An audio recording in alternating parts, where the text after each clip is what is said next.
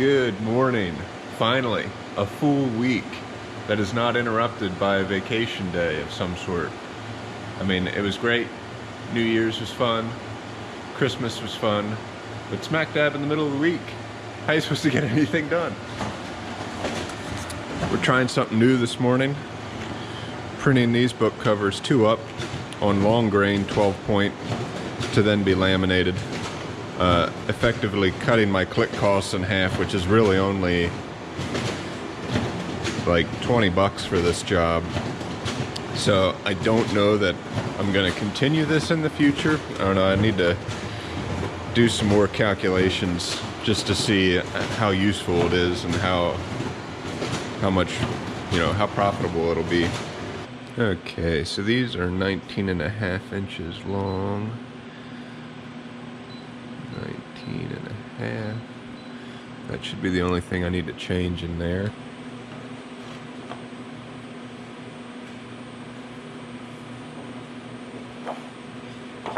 I'm a little concerned about the trimming, because this is going to be a long grain sheet, so as it goes through the machine it's going to curl this way, so I might need to mess around with the timing of the knife. Other than that, that's the only thing I'm anticipating that could be a challenge. And that's the other thing, I mean, if I'm going to be switching back and forth between a long and a short grain and I have to keep making a minor adjustment like that, it just might not even be worth it to cut my clicks in half. So we'll see how it goes. That's why this is kind of a testing time.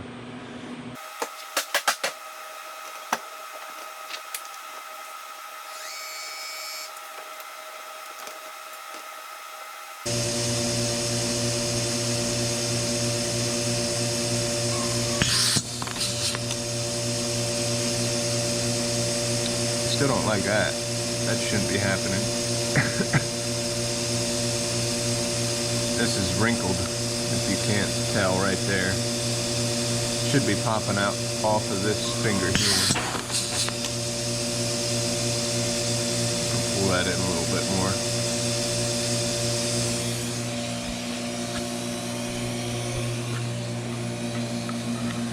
And I am having cutting issues here.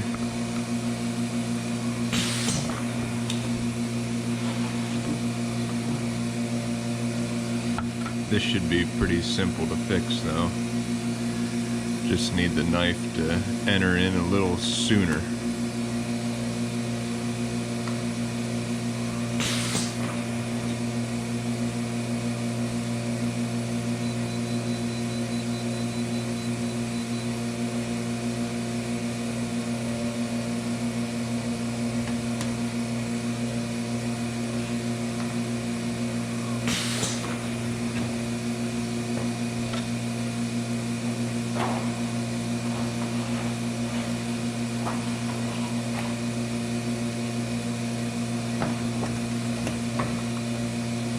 That looks to be good. Check the feeding. Yeah, those aren't wrinkled anymore.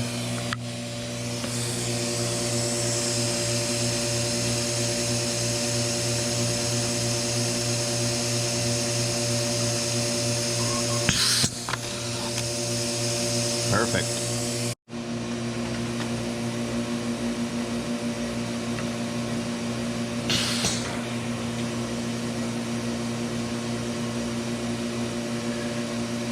Something I learned over the years.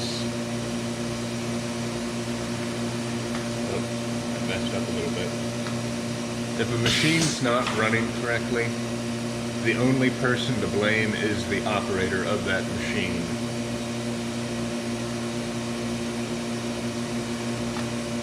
But I think that's good news, because that means you should be able to get your machine to run flawlessly. You just got to think about it.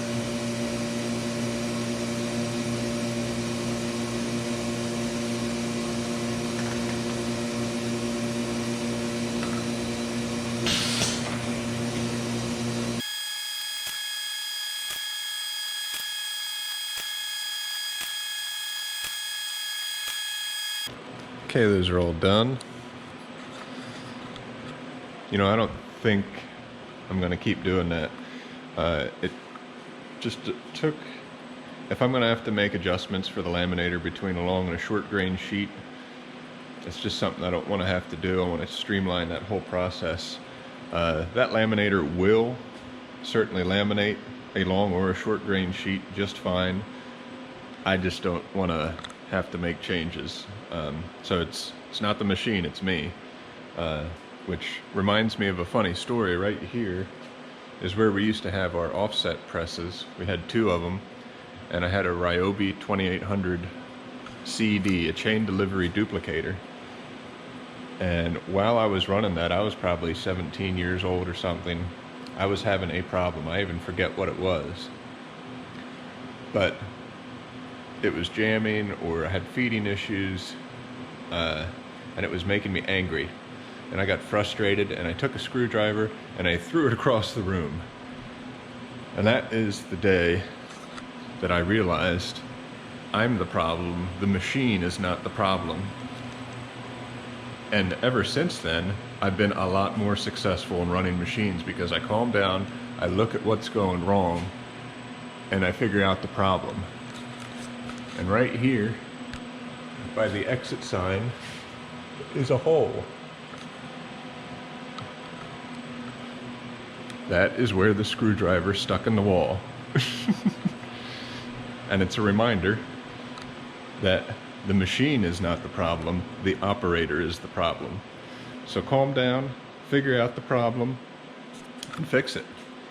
And your machines will do what you want them to. It's that simple. Funny thing is, pretty sure it was this screwdriver, and when I went to get it, I think there's still drywall dust in some of these grooves. But I just want to put this into perspective, the craziness. I was here, going this way,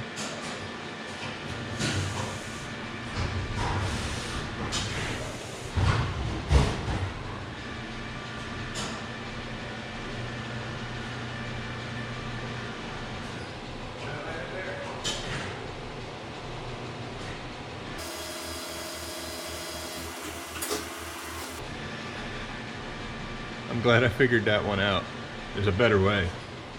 You know, and thinking about that story about me as a young man being stupid and getting angry at a machine,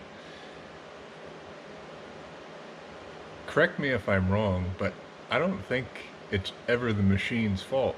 I think it's always the operator. I mean, a machine just repeats a process that it's engineered to do again and again. And if it can't do that, and it was engineered to do that, I think it's the operator. I don't know, because even if the machine's malfunctioning and a belt's slipping or a gear is, you know, broken or something is wrong, it's still up to the operator to identify that, fix it, and be able to run the machine. I don't know, I always just think about that. I don't even know what got me started in this rant.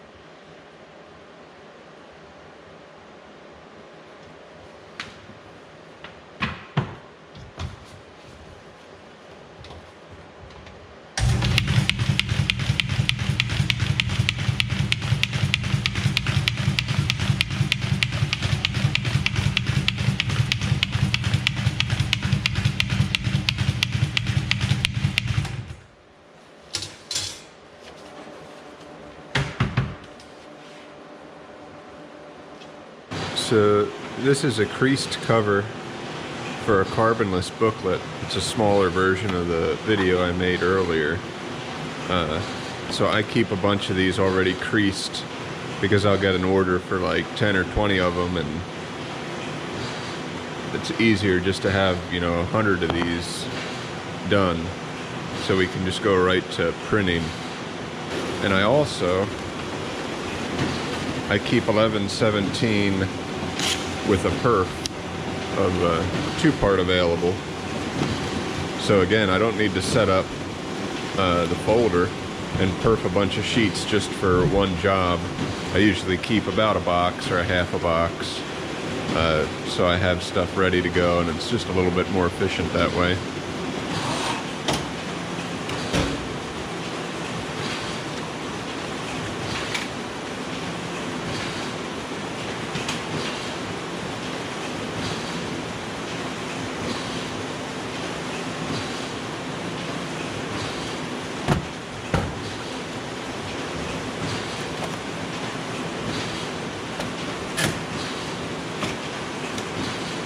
And because of the perf on this, it really curls up on the perf side. So I can only end up putting, you know, a few inches in here at a time.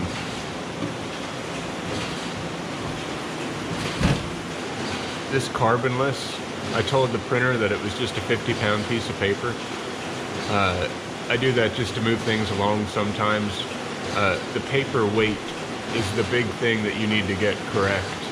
So you don't have to have every single catalog paper in your catalog in the Fiery.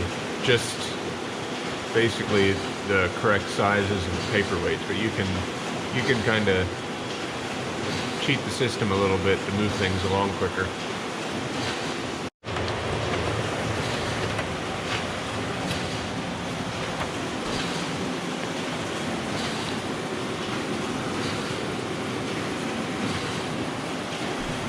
That looks pretty good.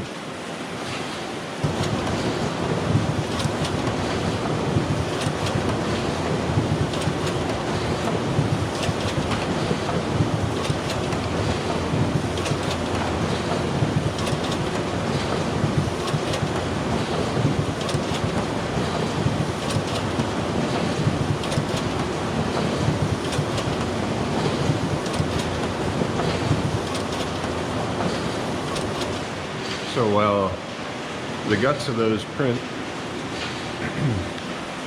we need to set this up from the saddle position up to flat. So that we just lift this up. There's a latch here on the bottom.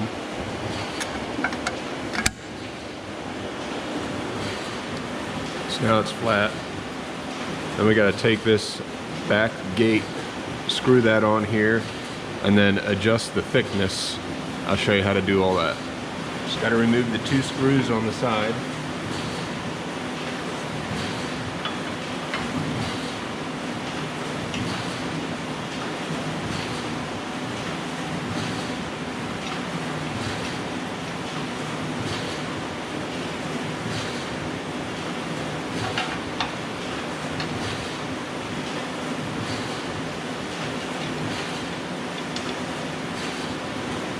Just put them right back in on top here.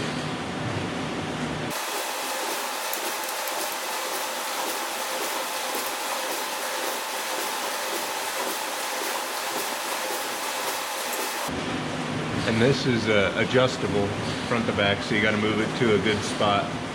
We're going to be stitching a 1/4 inch from the top. We have a 1/2 inch overlap, and I want to go right in the middle.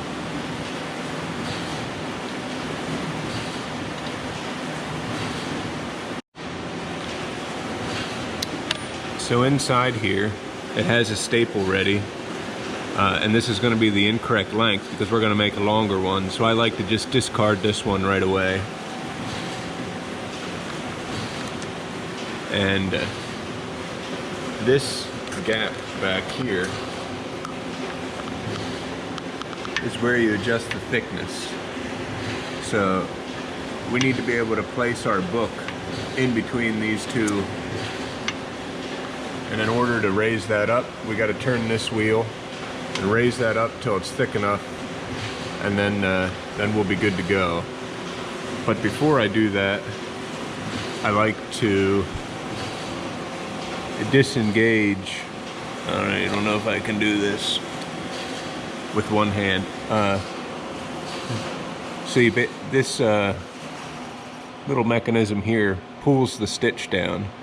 So by disengaging that, when we adjust the height of that back gauge here, it's not going to mess up the stitching wire. So we're going to disengage and then adjust the height.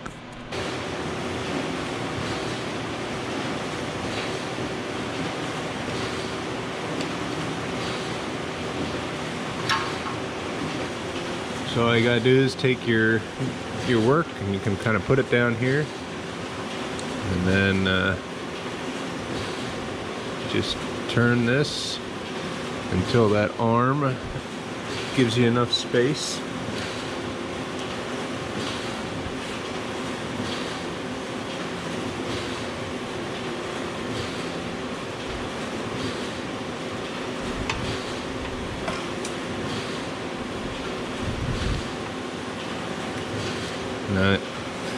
got a little bit too much space, so I come back down. We'll give that a try. Another thing you always got to remember is to oil your machinery. But when it comes to stitching heads, just use like a half a drop at each spot. Because if you put too much oil on there,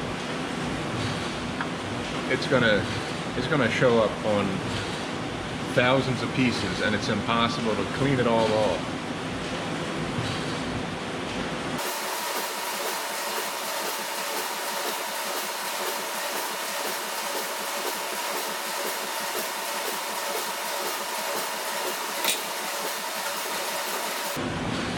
Just gotta take the tablet, chipboard,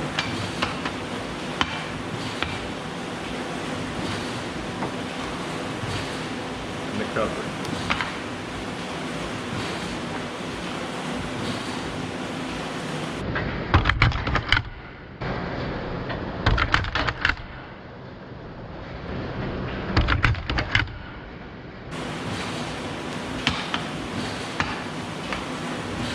All done. Okay, every once in a while, a couple times a year, we need to empty this out. This is full of all the millings from the perfect binder here. Not my favorite thing to do because it's messy, but it's that time again. I can feel it. Not right there. If it gets up much further, it'll just start filling up the top, and you have a real mess on your hands.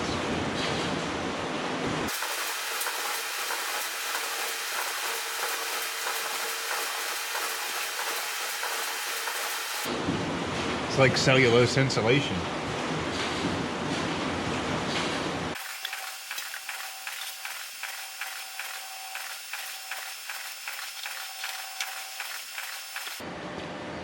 Okay, good for a couple more months.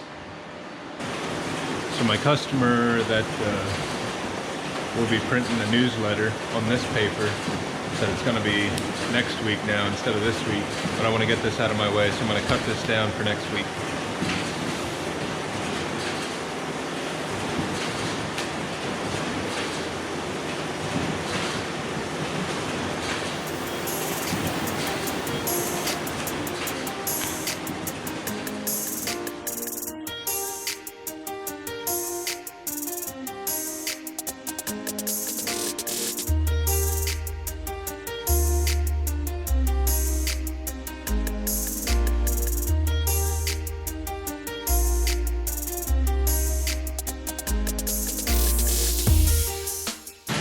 Making booklets.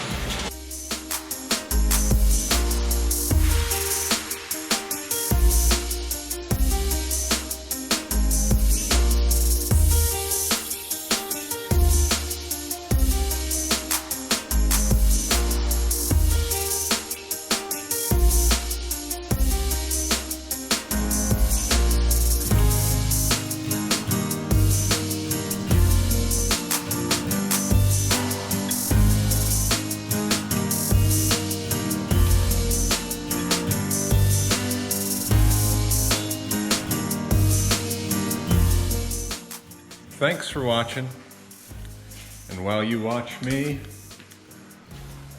fold these newsletters on the MBO folder, I'm going to tempt you to watch my other videos. And if you haven't already subscribed, do that too. See you later.